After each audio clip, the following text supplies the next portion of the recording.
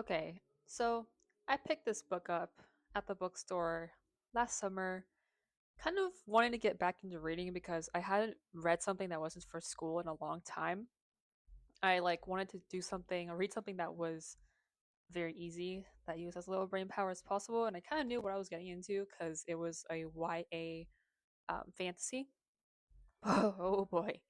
Uh, my expectations were already low, but this book made me realize that maybe my expectations weren't low enough. It felt like a 16-year-old who just finished reading Twilight and now she too decided that she wanted to be left over by a 1,000-year-old hot monster guy. So yeah, I'll be doing a book review because it's fun for me to talk about things that I don't like. And just spoiler warning because I highly recommend that you don't read it anyway. I think the review will probably come in multiple categories, and then I will rate each category out of five, and then at the end, the average rating will be my final. Yeah, let's talk about why I think that this book makes my writing as a 21-year-old look a lot better than it should. So we'll start with the premise, which is pretty simple. It takes place in New York City, 13 years after a monster war where monsters appeared out of nowhere and caused a catastrophic disaster, tore apart the world and destroyed everything. It starts off with our main character, who is Kiers McKenna.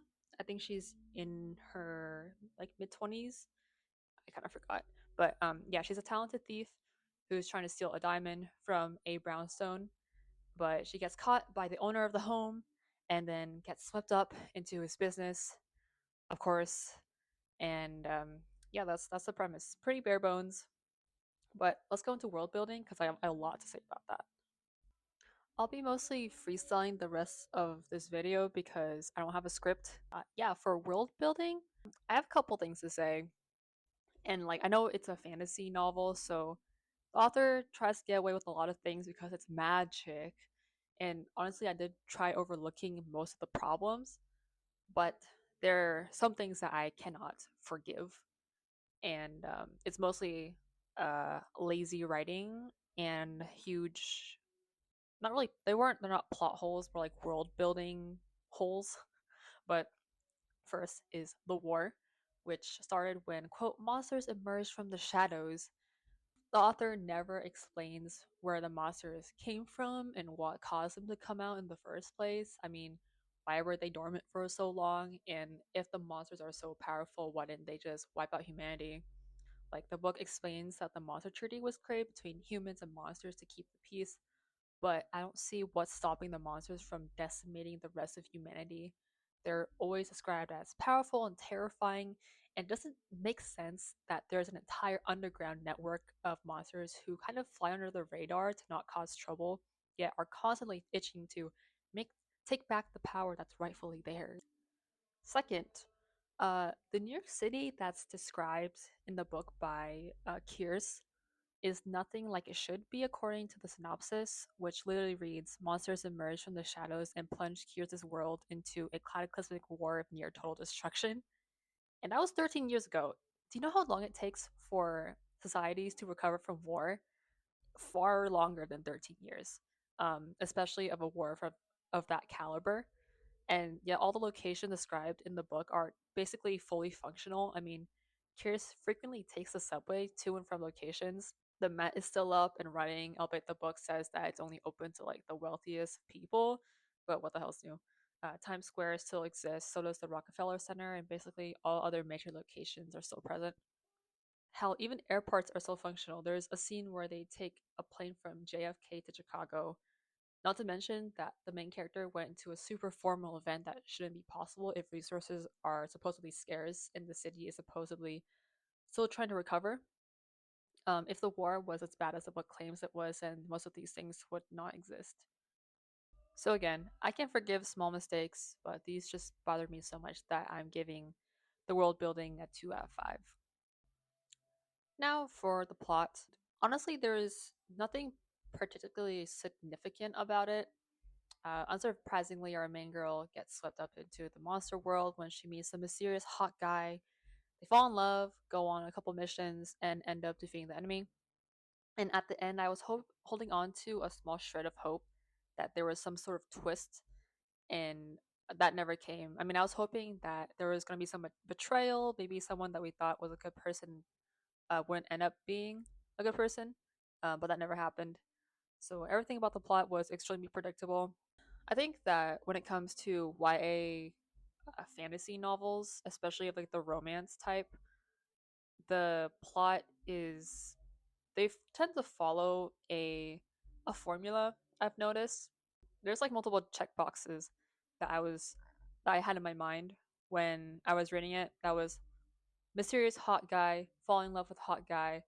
The main character is a special snowflake. I was waiting for a love triangle, but there actually ended up not being a very strong one. I think that the author was kind of horny when she wrote this book, especially when creating the love interest. That's very evident in the two smut scenes in here. So if you like an easy read and a little bit of smut, then I think you would enjoy this book, but I personally did not. And just for that, I'm going to rate the plot a 3 out of 5. So the next section is the characters. Oh boy. Let's just start off with Kyrus because there's a lot to say about this. She's a main character. Annoyed the hell out of me throughout the entire book. I have very little tolerance when it comes to poorly written female characters. It's been done too many times in every form of media, and every time I see it, I feel like women are being set back a couple of years. The problem with Kyrus is that while she's like in being introduced as a talented thief, we end up finding out that this is because she has special abilities which allow her to bypass wards undetected, and this is because she was born with them. And it just immediately made me lose interest in her character because why would I root for someone whose supposedly amazing skills end up just being magic? To her credit, I will say that she does manage to open a couple locks herself and does some pickpocketing, but never anything you could consider astounding. Not to mention that Kyrus is constantly narrating about how her brain works as a thief, like she's Sherlock Holmes dissecting a crime scene, but we never see her doing stuff that warrants the compliments that she gets literally from every character about how talented she is, even her enemies. Also, it hardly ever felt like Kyrus was in any real danger. I mean, we know that she's a capable thief, but she also manages to decapitate a vampire with ease. And then, whenever she does get in trouble, the love interest named Graves, who I'll talk about in a bit, is always there to save the day. She nursed her back to health after she got really sick, and then provided her with everything she needed to live, like high quality clothes, good food. They had a chef and a butler, and at no point in the book did I ever really care for her life because the author made it very clear to us that she's in safe hands and no need to worry about her. So I'll go off on a tangent and I will say that Kyrus is a really good example of when writers wrongly interpret feminism. It's perfectly fine to have a strong female character, but the author K.A. Lind takes it to another level. I found these on her Instagram page and they kind of made me cackle. I don't know why. I just feel like it's trying too hard. But anyway, uh, yeah, Kyrus has no inherent flaws really in any category. It's mentioned many times how attractive she is, both based on the descriptions and the fact that she had both men and women hitting on her while saying she was hot shit. Plus, she's fit, which is fine because she's a fighter and a thief. But the way that it was incorporated into the story didn't make it. It was pretty unnecessary. You don't need to make it like you don't need to pound it to the reader that the main character or any character is super attractive over and over again. It's just a lot of telling and not showing. And also, I think that Lind tried making Kyrus's flaws her trauma instead of her personality, but flaws don't work like that because I mean flaws are in the way that you behave and react to situations, not the traumatic events that happen to you. Flaws are things that you can control and change, the past not. And I'm not saying that Kyrus is like a perfect character. She does make some mistakes, but they hardly ever result in long lasting consequences. I think that the only maybe major mistake that she made was not opening up to her love interest, which caused like a rift between them. And it did result in one, in my opinion, very minor inconvenience between them, and that's like, I didn't open up to you about my past, so I've been secretive. The author really romanticized that mysteriousness and framed it as like not really a problem, and they just had to talk about it and then they had sex. The other major character in this book was Graves, her love interest, and he's the monster that she ran into when she tried stealing the diamond. He takes a special interest in her because she doesn't know it yet, but she has like magic and managed to bypass the wars that he had on his home. And so he wants to use her to steal this spear from like the enemy. Part of that agreement was in exchange for money, she would live with him. Surprise, surprise. Guess what that led to? Uh, she would have no contact with her friends, which I guess it makes some sense because he thinks that her being in contact with her friends would get them in trouble because then they'll know what she's up to and then, put them in danger. But it was honestly pretty controlling in my eyes because of the way that he reacted when he found out that she had a burner phone to talk with her friends. The one decision that I actually agree with Kier's, like, I would be pretty pissed if someone tried to tell me that I shouldn't talk to my friends. But his reaction was basically, "You, you betrayed me." He like slammed the door on her face and then started drinking because he thought that that meant that she abandoned him, even though his request was pretty unreasonable. Like, brother, it's not that deep. Other than that, he's your average, mysterious, dark, hot guy, 6 feet tall with a 12-incher, dark hair, who has a traumatic past but won't say any of it because we want to keep the character mysterious. Which, by the way, really annoyed me because a lot of the stuff that he did, Kyrus just didn't question because it was Graves, and we're just not gonna try and find out. We won't question anything. Oh, and one more thing to say about Kyrus. Her personality doesn't match the supposed trauma that she's been through. What we know is that her mother died in childbirth, and I think her dad either died or left when she was young, and then she got taken in by like a mentor named Jason who was really abusive, and then she also like her lover got kidnapped, and I'll talk about that later. But I thought with this trauma she'd be a lot more grim, especially since her lover being kidnapped happened like a year before the current events of the story. But no, she's far too jolly for her past. So I guess I'll talk about her past lover. All you need to know is that she got kidnapped by the underground like society that I was talking about earlier. And there's actually a part where Kyrus said that after her lover got kidnapped, she couldn't really feel that love again. And I don't believe her at all because she slept with Graves at least once, and then kept talking about how cool he was, how she felt so alive around him. It was it bothered me how quickly Lind got rid of the past love interests. Like they found her and then let her go, and then now Kyrus is moving on with Graves. I can understand still caring about someone in your past, but Kyrus made it really sound like she was still hung up on her past lover. Oh, and one last thing about Kyrus and Graves. Their dynamic was super weird to me because even though Lynn tried making Kyrus seem like this independent badass girl, Graves honestly felt like a parent to her almost the entire book. He is the one that provides her with all the housing she needs. He gives her access to the library. He chauffeurs her around, even takes her to the doctor and monitors her. Like really possessive for some reason. He's also the one that plans all their missions, and Kyrus hardly ever gives her input, even though she's the expert thief here. As for the rest of the characters, I didn't see anything really special with them, other than the fact that they, like her friends, end up being monsters, quote unquote. At the end, one of them is like a druid, the other is a high priestess. Some of the enemies are also monsters, but in my opinion, they didn't get enough screen time, or if they did get enough screen time, they weren't written with enough intention where it made me invested in them as either an antagonist or an ally.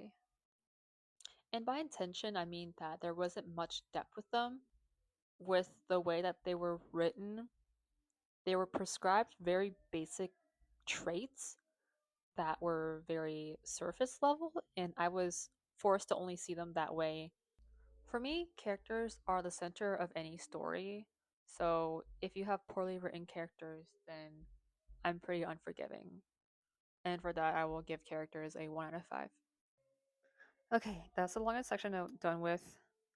Uh, the themes were actually handled pretty okay.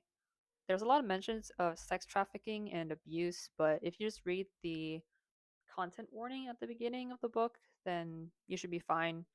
For the fantasy themes, I'm actually pretty forgiving because, it's fiction and you can basically do whatever you want.